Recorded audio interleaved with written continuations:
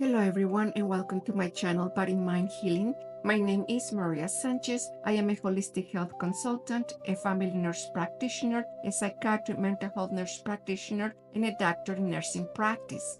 Today's case is the wound of rejection. Inside each one of us resides an inner child who was once innocent, pure of feelings, and full of dreams.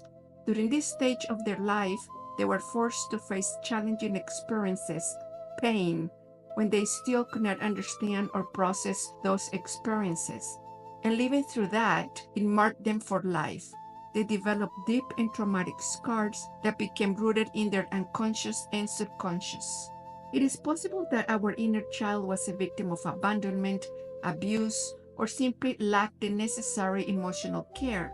Whatever the circumstances, today that child carries with them fears, beliefs, and distorted behavioral patterns because their immature mind interpret those challenges this way and now live trapped in the illusion that life is an unsafe and threatening place. The common denominator of the inner child's wound is the lack of attention, the lack of sense of belonging, the lack of protection, and the lack of emotional security. That child simply longed to feel loved, recognized, and accepted just as they were. But by not receiving that unconditional love, they learned to hide their essence behind masks. The most common inner child wounds are 5. The wound of rejection, abandonment, humiliation, betrayal, and injustice. Today we'll visit the wound of rejection. The origin of this wound occurs between conception and the first year of life. The most frequent causes of the wound of rejection are unwanted child, parents who expected a child of the opposite sex, physical or emotional absence or critical parents, perceived rejection from important figures, constant comparison with other siblings, non-acceptance of the child's personality, decisions, or sexual orientation. The emotional perception of the child is, "I have no right to exist." The mask of the rejection wound is the avoidant mask. The belief of this wound are, "I am worthless, I am nothing, I did not exist. If I did not exist, nothing would change." Typical behaviors of the rejection wound include voluntary isolation, avoiding groups or prolonged interactions, physically and emotionally fleeing, seeking refuge in drugs, alcohol, gambling, astral escapes, etc. Low self-esteem and constant self-criticism, fear of bothering others or feeling uninteresting, relationships with little or no commitment, such as open relationships, distant relationships, or with unavailable partners.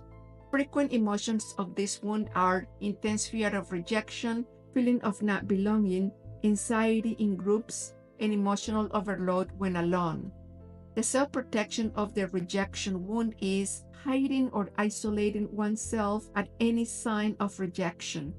The physical characteristics of this wound include small and narrow body, prominent ears, eyes that avoid direct contact, skin problems such as acne, especially on the face, preference for dark clothing.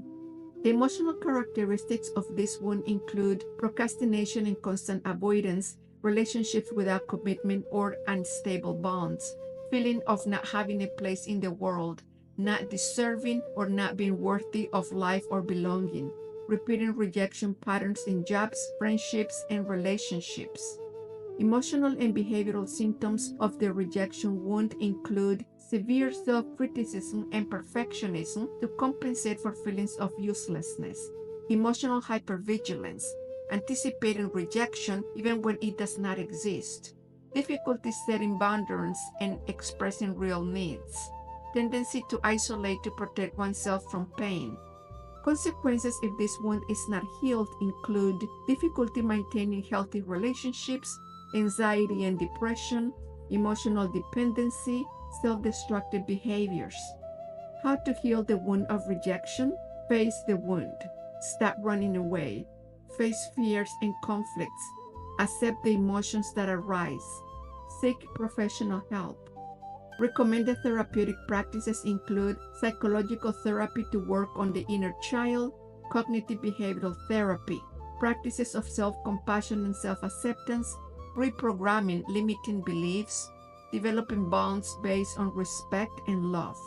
Key affirmation of the rejection wound is, I accept myself as I am.